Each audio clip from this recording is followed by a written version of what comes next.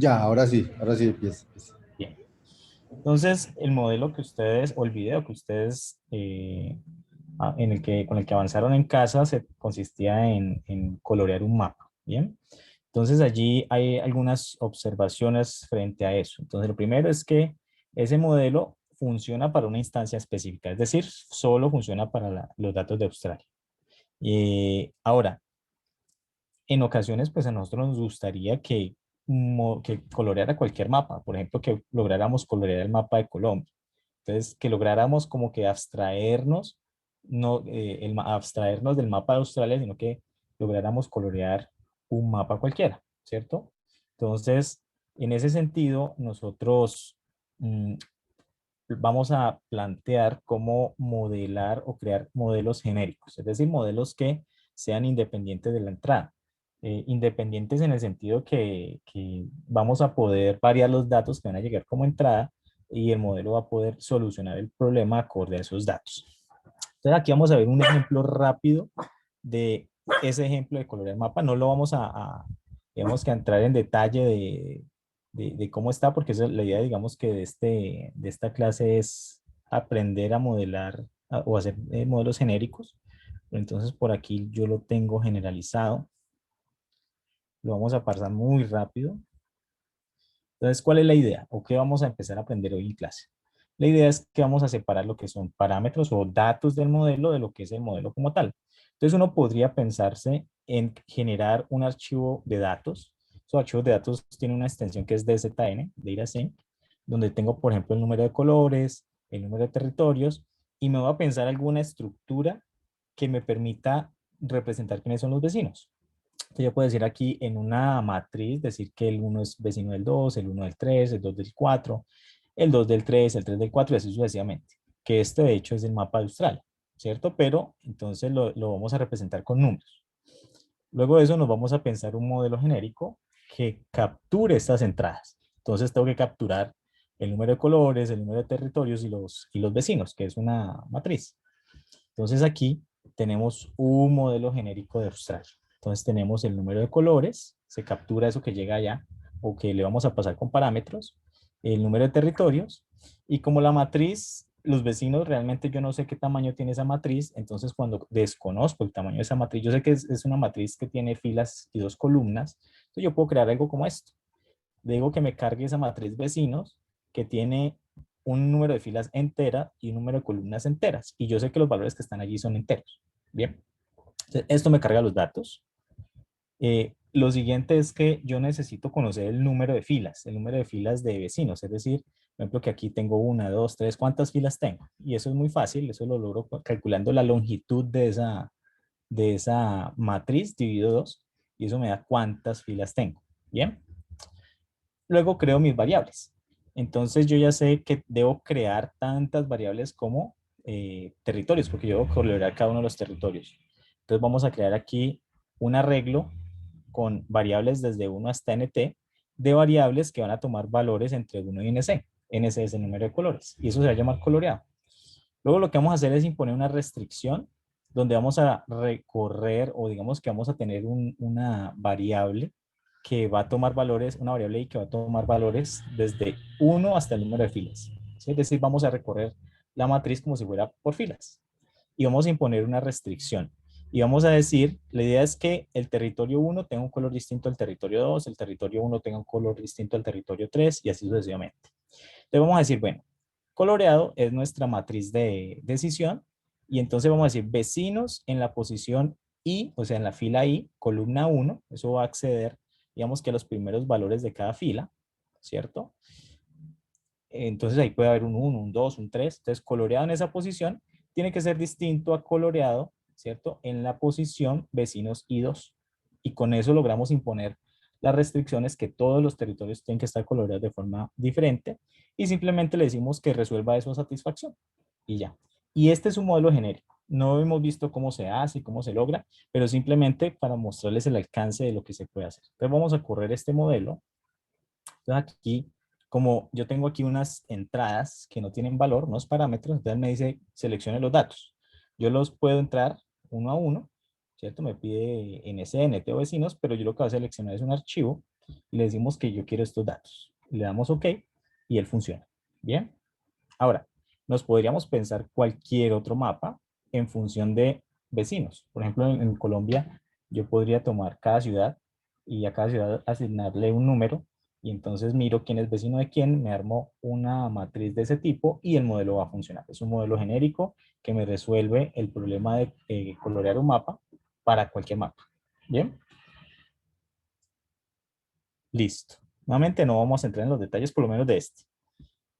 Pasemos a ver entonces esto con otro ejemplo para que empecemos a ver otras posibilidades en lo que podemos modelar. Entonces vamos a asumir que queremos hacer unos pasteles, ¿cierto? O hornear unos pasteles. Y sabemos que vamos a querer dos tipos de pasteles, un pastel que es de banano y un pastel que es de chocolate.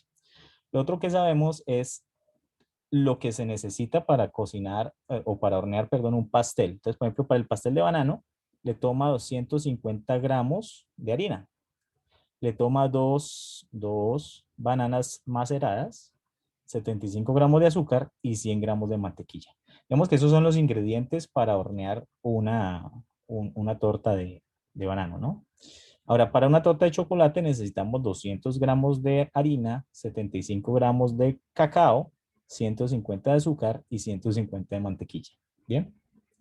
Entonces, esto es información relevante para el modelo porque pues, necesitamos saber cuánto requiero para hornear una torta, ya sea de banano o de chocolate. Y lo otro que sabemos es que podemos vender una torta de chocolate en 4,50 y una de banano en $4. ¿Bien? Y también tenemos, digamos que unos recursos disponibles. Entonces tenemos 4 kilos de harina, tenemos 6 bananas, 2 kilos de azúcar, 500 gramos de mantequilla y 500 gramos de cacao. Y la pregunta es esta que está aquí abajito, me dice, la pregunta es, ¿cuántos de cada pastel debo hacer para maximizar mis ganancias? Es decir, yo tengo unos recursos disponibles, que son estos de aquí abajito, tengo, por así decirlo, la receta o las necesidades para cada torta y me están preguntando que cuántos debo ordenar de cada uno para tratar de venderlos y maximizar mis ganancias.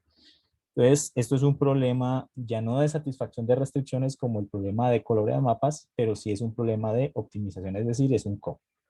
Bien, entonces, cuando nosotros queremos proponer un modelo, hay, digamos que dos enfoques que podemos seguir. Uno, tratar de resolver el modelo del problema en específico, es decir, tratar de resolverlo con estos datos en particular.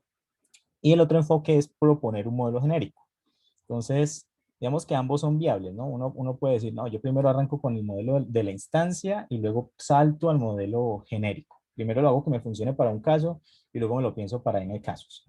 Entonces, vamos a ver cómo, digamos que más o menos cuál es la estrategia para llegar a una solución. Entonces, lo primero que debemos considerar es cuáles van a ser los datos de entrada.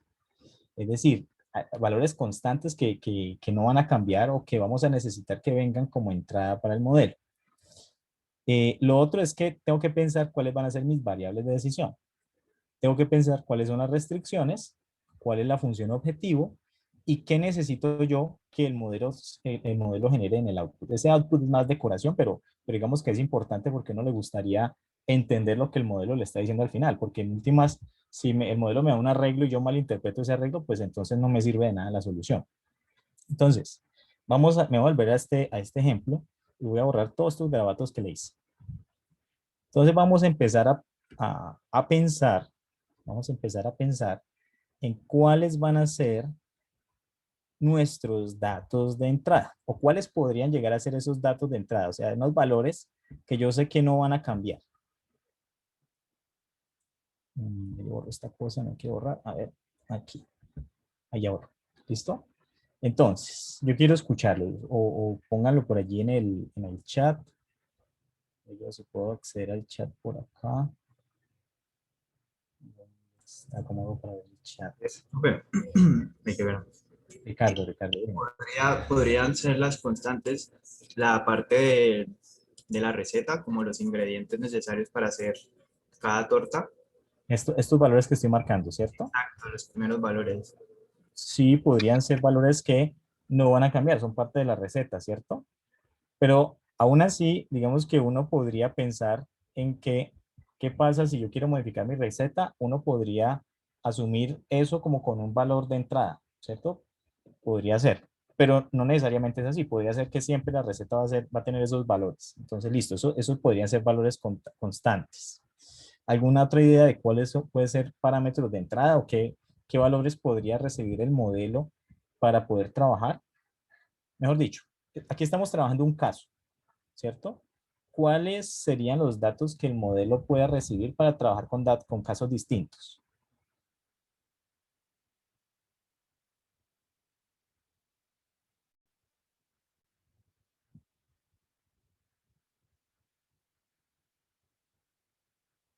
Miren que la receta siempre va a ser la misma, La ¿cierto? cantidad de ingredientes que le va a entrar. Los recursos, exacto. O sea, esta parte de aquí uno lo puede ver como datos de entrada, porque entonces uno dice, bueno, yo tengo hoy 4 kilos de harina, pero mañana quiero correr el modelo no con 4 kilos, sino con 20 porque compré más harina.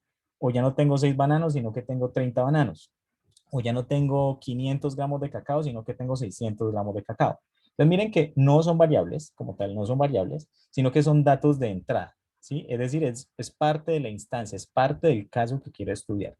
Entonces, todo esto que está aquí, que voy a marcar acá, todos esos datos que están aquí, vendrían siendo como parte de los datos de entrada, ¿sí? Es decir, en cuánto podemos vender el pastel de chocolate, en cuánto vamos a vender el pastel de banano, porque si lo dejamos fijo en el modelo y el costo cambia, entonces me va a tocar entrar al modelo a modificarlo. Entonces yo le puedo pasar el costo como parámetro o algo por el estilo para poderlo volver genérico, por así decirlo. Bien, entonces eso serían como los datos de entrada. Voy a chulearlo aquí. Pim. Variables.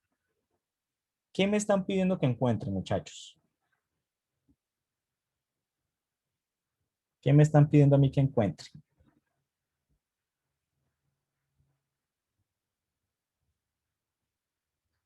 Dos números, la cantidad de pasteles de chocolate y la cantidad de pasteles de banano. Muy bien, están pidiendo, de hecho aquí la pregunta es muy clara, ¿cierto? La pregunta es cuánto de cada torta debo hornear, cuánto de banano y cuánto de chocolate. O sea que si le preguntan cuáles son las variables, yo necesito dos variables, ¿cierto? Y esas variables, ¿cuál sería el dominio de esas variables? Entero. Los enteros, ¿cierto? Muy bien, o sea que esta la podemos chulear porque ya la tenemos clara. Ahora, restricciones. Pensemos en restricciones. Yo sé que tengo, llamémosla variable La receta. B de banano y C de chocolate. Entonces me dicen la receta. Esto es parte de la restricción. Pero entonces, ¿quién puede ver una restricción específica aquí? ¿O cómo sería una restricción? Más o menos, ¿qué pinta tendría una restricción? Por ejemplo, les doy una ayuda. Yo tengo 4 kilos de harina. Entonces, ¿qué debe suceder?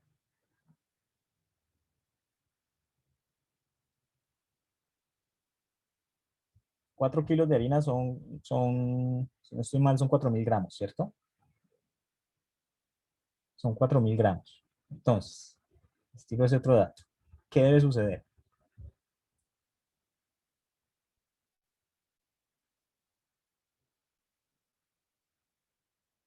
¿Qué debe suceder? ¿Cuántos gramos necesita cada torta de banano? Eh, pues yo entiendo la idea como de que, digamos, la cantidad de harina debe ser igual, al menos, al pastel que se quiera preparar. Por ejemplo, si quiero preparar una torta de chocolate, entonces necesito por lo menos 200 gramos de harina. Es por Sí, ahí que va como la restricción. sí, sí. Entonces vamos a suponer que C es chocolate y B es la variable de banano. B y C. Voy a ponerlas aquí. Cristian escribió en el chat. Es que yo no veo el chat aquí. ¿Cómo va el Cristian chat? escribió en el chat. Ah, arriba, donde Ahí. dije deja de compartir, ahí al ladito en los puntos suspensivos. Eso, ya lo vi aquí. Eso. Cristian escribió harina del primer pastel por el número de pasteles, más harina del segundo pastel por el número de pasteles. Exacto, pero el número de pasteles de Igual banano que no era veo aquí. total. menor o igual. menor o igual a la total. Exacto. Entonces, muy bien, esa es la idea, Cristian. Entonces vamos a suponer que mis variables son C y B para hablar de chocolate y banana, ¿cierto? Pues no la definir dominio en esas cosas, pero para que nos hagamos una idea. Entonces, la idea es que yo sé que cada pastel de banano, ¿cierto? Va a consumir 250 gramos.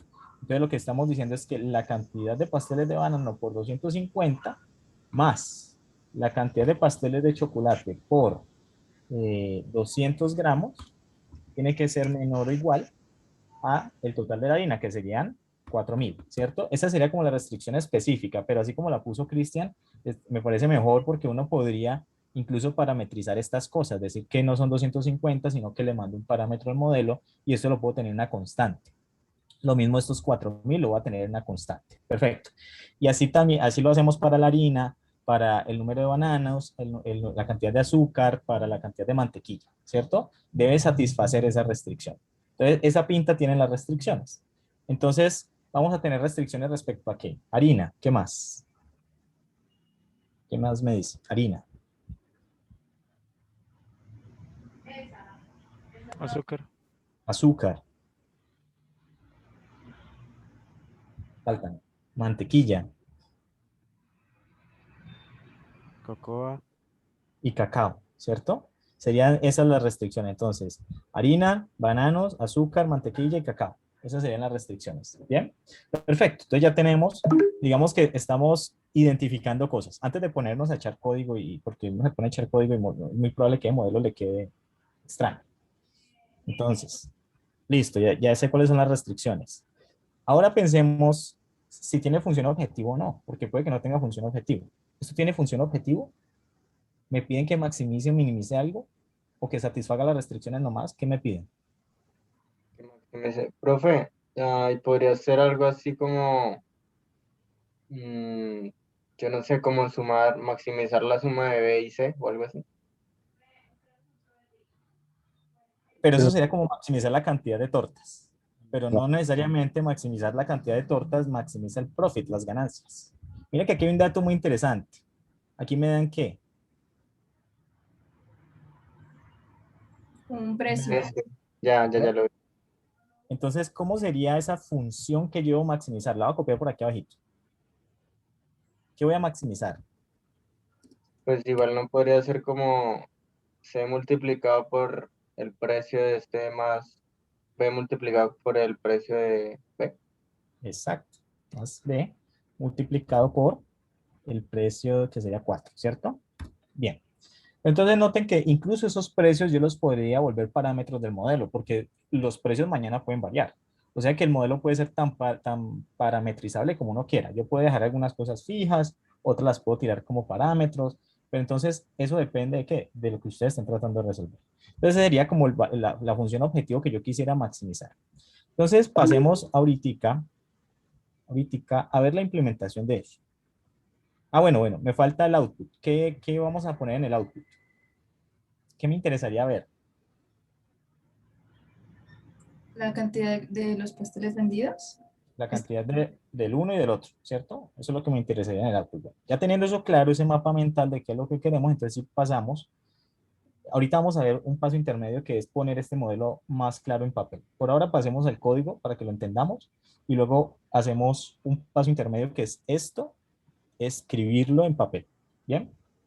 Entonces mírenlo, aquí está. Vamos a definir aquí dos variables. ¿Qué notan ustedes de esas dos variables? Yo hice algo allí, digamos que un poco extraño, pero eso tiene un propósito. ¿Qué notan ustedes de esas dos variables?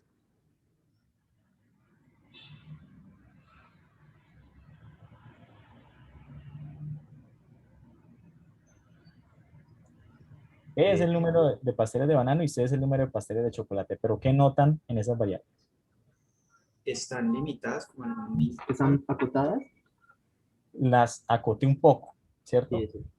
Ahora, ese número 100 fue un poco arbitrario, pero yo podría mejorar y definir un número, un upper bound se llama eso, un poco más ajustado a la realidad. Porque ¿qué pasa si mis productos, tengo suficiente inventario y resulta que este modelo mejor dicho, el óptimo está que tenga que producir 200 de banano y 300 de chocolate. Entonces esto ya no me va a funcionar, ¿cierto? Por ahora, para efectos del ejemplo, le puse digamos que ese dominio para acotar un poco. Ahorita vemos qué pasa si no le ponemos el dominio. Ahora, lo otro es que yo sé que tengo por lo menos para esta entrada en específico, tengo 4000 gramos de harina. Y si yo sé que producir C, que es el que menos cuesta, en términos de harina, se consume 200 gramos, yo sé que para esos 4000, pues yo no voy a exceder de 100 pasteles de banano, ¿cierto? Digamos que uno podría hacer un análisis respecto a la entrada y tratar de pasar un parámetro para que este valor quede más acotado. Por ahora, digamos que eso no es irrelevante, pero ahorita hacemos un análisis de eso. En este Bien, caso, podría decir que no va a exceder de 20, que no va a exceder de 20, correcto. porque 20 Pero por... puede haber una entrada mayor Te lo digo para estos datos.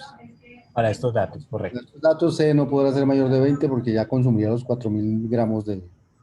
Exacto, exacto. Bien. Y entonces aquí ponemos la restricción de harina, que era la que veíamos ahí arribita, ¿cierto?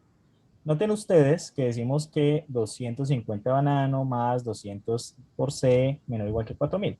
Estamos dando el valor directamente, no hemos parametrizado nada. Para las bananas, el único que utiliza bananos es la variable B, ¿cierto? Entonces, cada torta de banano utiliza 2 bananos. Entonces, 2 por B tiene que ser menor o igual a 6. Tengo 6 bananos disponibles. Esta es la restricción de azúcar. Y esta última de aquí es la restricción de mantequilla. Bien. Tenemos otra restricción que tiene que ver con el cacao, ¿cierto? Que está aquí, que cada pastel de cacao consume 75 gramos y tengo 500 gramos disponibles. Y me dice aquí que resuelva esto, que maximice 400 por B más 450 por C.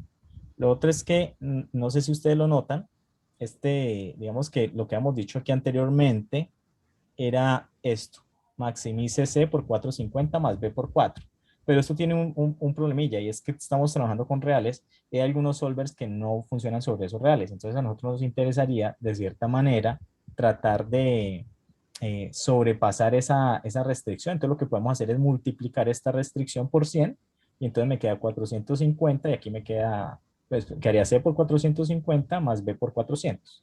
Y ahí logramos ampliar la gama de solvers que puedo utilizar.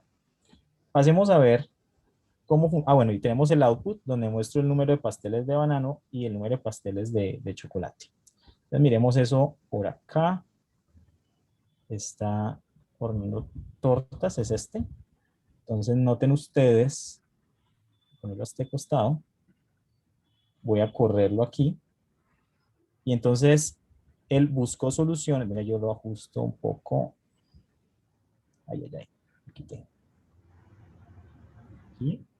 Entonces noten ustedes que él empezó a buscar, arrancó 0, 0, 1, 0, 2, 0, 3, 0, 2, 1, y se dio cuenta que la mejor solución era cuando producía 2 tortas de banana y 2 tortas de chocolate. Miren que no estoy mostrando, a mí me interesaría de pronto ver cuánto es el profit, o sea, cuánto es la ganancia. Pues para eso tendría que poner esto en una variable, hagamos.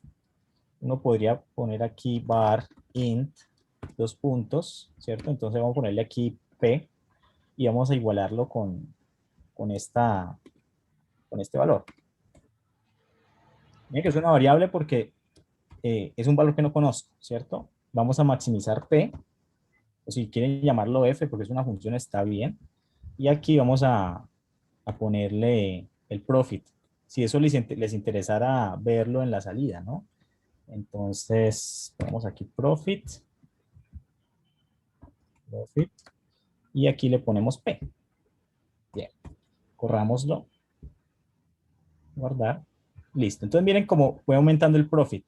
Si yo aquí produzco 0 de banano y 0 de chocolate, pues el profit es 0. Aquí aumento a 400, aquí aumento a 800, aumentando las tortas de banano, ¿cierto? Por aquí llego a 1200, 1250, 1600, y no fue capaz de mejorar 1700 con esos datos de entrada que teníamos. Bien, este es un ejemplo donde tenemos una instancia específica. Algo que les dije es que si yo no defino el dominio, si aquí lo dejo, por ejemplo, sobre los enteros, pueden pasar cosas extrañas sobre los solvers. No hay nada que le impida que esas variables tomen valores negativos. aunque estemos tratando de maximizar. Vamos a correrlo con G-Code, a ver qué sucede. Miren que se fue a los negativos. Entre otras cosas, no hay ninguna restricción que me diga que el número de tortas de banano y el número de tortas de chocolate tienen que ser mayor que 0. Miren que ahí está buscando y no ha encontrado solución porque esto se fue a los negativos, ¿sí? Uno podría solucionarlo diciéndole que B, tanto B como C tienen que ser mayor o igual a 0, ¿bien? Pero digamos que son detalles más de implementación, ¿ok? Voy a parar esto. Pasemos ahora, esto es lo que les acabo de comentar, ¿no? Hay que tener cuidado con definir el dominio de las variables, uno usualmente tiene que ser muy cuidadoso con él, o por lo menos tener restricciones que hagan inferencias sobre los dominios para que esas variables no queden libres, ¿bien? Ahora, ¿qué logramos observar en el modelo que acabamos de poner allí? Podemos tener, digamos que operaciones estándar sobre valores enteros, hexadecimales. Podemos tener lo que es la suma, la resta, la multiplicación. Aquí no está, pero podemos tener la división para números reales, que es con un slash. Podemos también tener el div para la división entera, el mod para calcular el módulo.